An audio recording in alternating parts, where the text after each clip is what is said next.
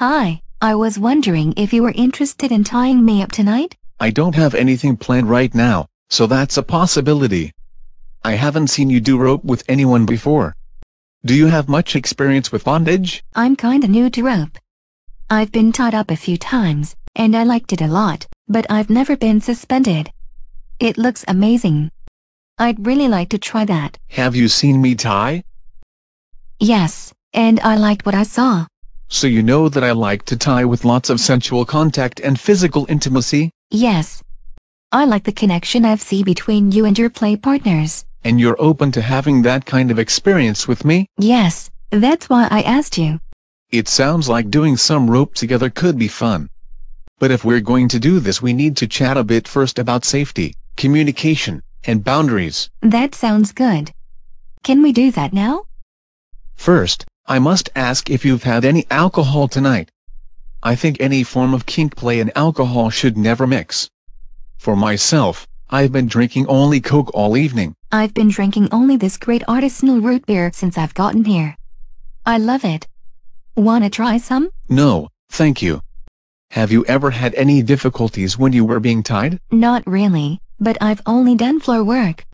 I've been in hog ties and force bows and I didn't have any problems.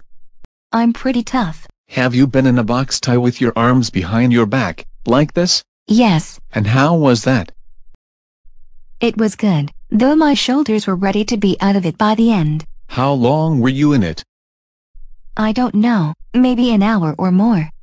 But I was fine as soon as I got out of the rope. That sounds pretty good. Being in a box tie for an hour isn't easy for a lot of people. I'm pretty flexible. I do yoga. Excellent. Any old injuries or aches and pains I should know about? No, I'm feeling pretty healthy right now. Though my neck had a crick in it this morning, but I just think I slept on it funny. I can try to be gentle on your neck. It's okay, I think it's fine now. You don't have to be gentle. So a hair tie would be okay? Oh, yeah. No issues with shoulders, or hips, knees, or back? Nope. Have you eaten? I ate a couple of hours ago. My energy is good. Okay. Let's go over some limits and what kind of experience you're hoping to have with me. Before I play with someone, I like to at least talk about desires for DS, pain, and levels of sexual intimacy and touch. Okay. How about dominance and submission?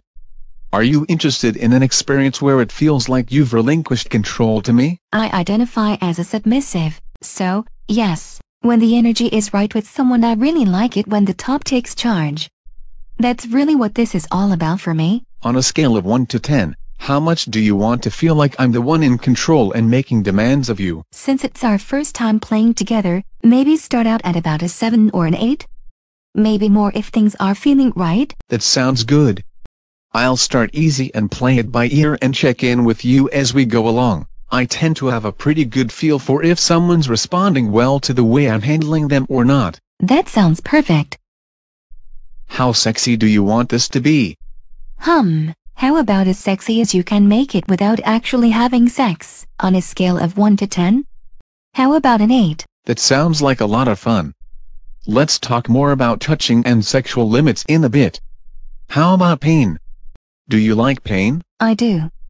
I'm sort of a masochist. But that's not what I'm looking for tonight. I'd really just like to try to enjoy the rope and the sensuality of it this time out. The style of tying I tend to do, and especially suspension, creates stress on the body. That's intentional. That's how we get the endorphins going. Most suspension is inherently uncomfortable, especially if you stay in the rope for any length of time. Oh, I'm okay with that. I just don't want it to be the really tough stuff like huge back bends or doing a bunch of hard impact play at the same time, although I'm not against some light spanking. I can go easy on you this time. But especially if we're going to take you off the ground, you need to realize that suspension can be very hard on the body. Having all your weight in those few ropes causes a lot of pressure and strain. Yeah, I know. Some of the suspensions I've seen look really hard, and eventually I'd like to try some of that. But maybe we could try an easier one tonight? If we take you up, doing an easy one for your first time is important. so you can get a feel for the difference between good pain and bad pain.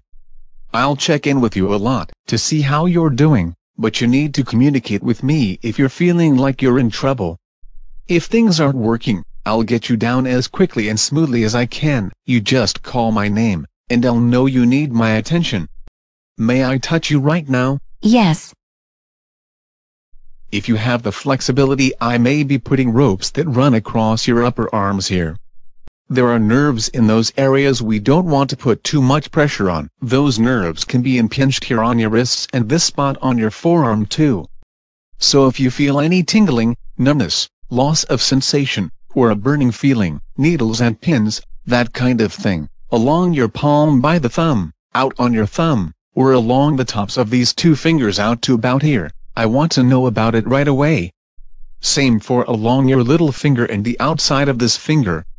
If it feels wrong, don't tough it out, let me know right away. If you're feeling a going to sleep sensation across all your fingers, it's probably just circulation being impaired a bit, and that's not too much of a concern, unless it's so bad that you wouldn't be able to feel if you were having nerve impingement. There's lots of redundant blood flow in your deeper tissues, so a little loss of circulation isn't too big of a deal. But don't take chances this first time out. If we have ropes here on your hips, we can also accidentally press on your femoral nerve. You might feel that as numbness or tingling on the outside or your thigh, if we impinge on the nerve here. If you're feeling loss of sensation or pain in a very specific spot or any joint pain, tell me exactly what you're feeling and where, and I'll try to adjust things or move the rope off of where I think the problem is. Then I'll ask you, better? And if you say, yes, we can proceed. Otherwise I'll try to fix things one more time, and if that doesn't work, I need to get those ropes off you right away. I tell my photo models to not even wait for the next shutter click.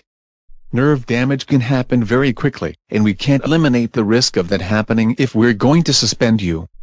But with good communication we can reduce the risks quite a bit. However, you need to accept that there's a chance that you can get hurt tonight, especially if we take you off the ground. Have you had that happen? Yes. I had a model who had numbness and weakness in her wrist that lasted for a couple of days after being in a hard tie for a long time. She didn't know she was in trouble until after the ropes came off. I had someone else strain their rotator cuff while in my rope, and their shoulder still bothered them in certain positions for several years. So, I have had people get hurt doing rope with me. Not a lot, but it's happened. I see. Usually when a rope bottom experiences difficulty, if the rigger gets them out of the rope quickly, the discomfort goes away in a few minutes, or only lasts a day or so if there was only mild nerve impingement. But the risk for more lasting or serious injury is real, so you need to communicate any problems that come up. And I can't promise you that being in my rope won't cause you some injury, even though I'll do my best to avoid that. You may actually be at greater risk than more experienced bottoms since you're new and don't know where good rope placement is for your particular body, and haven't experienced the warning signs before. Well, I took a risk just driving here tonight. It was worth it to come to the party. I think that's a good perspective. But I think the risk and reward here is more akin to a sport like downhill skiing or mountain climbing. I know someone who broke their neck skiing. Precisely. And people get strains and sprains on the slopes all the time, besides the broken legs we all hear about. I think rope is more dangerous than a lot of people realize. Some very experienced riggers and rope bottoms say it's just a matter of time before you have an accident if you get into rope a lot. Have you ever dropped anybody? No, I haven't. I like to think I won't. But some very experienced riggers, world-class riggers, have had accidents and injured people recently. There's always a first time. Now I'm getting nervous. I do want to try this, though. I don't want to scare you off. People do rope, even inexperienced people, without severe consequences the vast majority of the time. I just want you aware of the risks. They're real. I'm not anticipating having problems, but I can't promise you nothing will go wrong. I can't take the full responsibility if things do go wrong. We're doing this together, so you need to go in knowing this isn't risk-free. But you're pretty safe, right? I mean, you sound like you know what you're doing. I like to think I'm well versed in rope safety, and I don't think of myself as reckless. But we're talking about something that's inherently risky. Some people think it's worth the risk, just like doing a black diamond run on the mountain. Okay. I get it. And I do still want to do this. Good. And you want to try it with me? Definitely. I'm glad. Remember, just talk to me if you start to get into trouble. We don't need a safe word for this. Just call my name and you'll have my undivided attention. Don't worry, I'll let you know if I'm feeling anything isn't right. But if you do safe word, don't worry, I'll respect that too. I usually use the red, yellow, and green system. But I'll just talk to you tonight if things aren't going well. Good.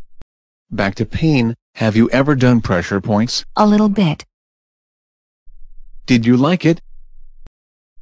Yeah, I did. Well, if you're open to it, I may do some pressure points on you while I'm tying you. That will get the endorphins going, and help prepare you for being able to endure the rigors of being in the rope a little bit better. I also find that it jumpstarts a sense of connection and helps give me a feel for how you respond to minor pain. Okay, that sounds good.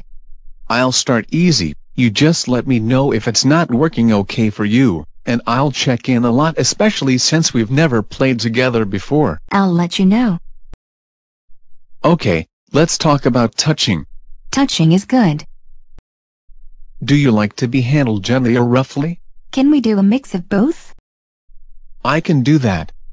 I should be able to tell if you're responding well to being tossed about a bit. I like that. Do you like having your hair pulled? Yes. And it's okay if I do that? Yes. I would like that. How naked can I get you? I'd like to keep my panties on. Everything else can come off. Is there anywhere I can't touch you? Not really, but no penetration. So I can touch your vulva? But just stay over the panties? Yes, that would be okay. Anywhere else I shouldn't touch you? Nope. Nipples? Feet? Mouth? Ears? Ribs? Ooh, not the bottoms of my feet. I'm too ticklish. Got it. So, to be clear, pinching or stimulating your nipples is okay? Yes. And touching your clit over your panties? Yes, that would be okay. I don't want it to just be okay. If I touch your pussy, I want it to be welcome. Tell you what, I won't touch your vulva unless you beg for it. How's that? That sounds good. And kissing is okay, just not on the mouth. Just so you know, I carry the virus for cold sores. HSV-1? Yes. When I got tested 2 months ago, my results were negative for all STIs except HSV-1, and I have it, but I don't have a sore now, and haven't had one for over a year. So would kissing you on the forehead or on the shoulder still be okay? That's fine. I get cold sores too. I haven't had one in months either. Any other STI concerns if you happen to beg me to touch your pussy? I tested negative for everything a few months ago. Good to know. Blindfold? That's fine. Cloth gag or rope in your mouth? No, not this time. Is that okay? Of course it's okay. Don't hesitate to say no to anything. I'm not necessarily going to do all of these things you say are alright. I just want to know what would be okay ahead of time. Hand on your throat? Please. I love that. Rope over your nipples? Okay. Nipple clamps? Okay, just not clover clams. Rope between your legs? I've never done that, but okay. If I put a rope between your legs, it won't have ever been between anyone else's legs, or it will have been clean since. Good to know. Bamboo between your legs? Sure. But no insertion. Got it. So, do I understand correctly that you're open to my body being against yours, and you're open to my directly stimulating you, just no vaginal or anal or oral penetration? Yes, I think that's about right. Again, if things seem to be becoming too intimate, you just say something. I will. Vibrator? Not this time. Oh, So maybe next time? Yeah. Maybe. One more thing. I'll want you to contact me tomorrow to let me know about any physical aches and pains, and how your mood is. Good, bad, meh. I just want to know how you're doing after we played. I can do that. Can I just drop you a line on FitLife? That works. Do you have any questions? When do we start? Pretty quickly. I'm going to go over to that open suspension rig over there and start setting up.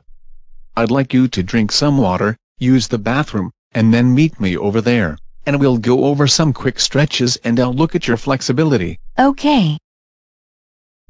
I'm looking forward to this. Me too. See you in a minute. Okay, I'm going to go grab egg cream and Noble in the other room to help me flip the rig around. I'll meet you over there.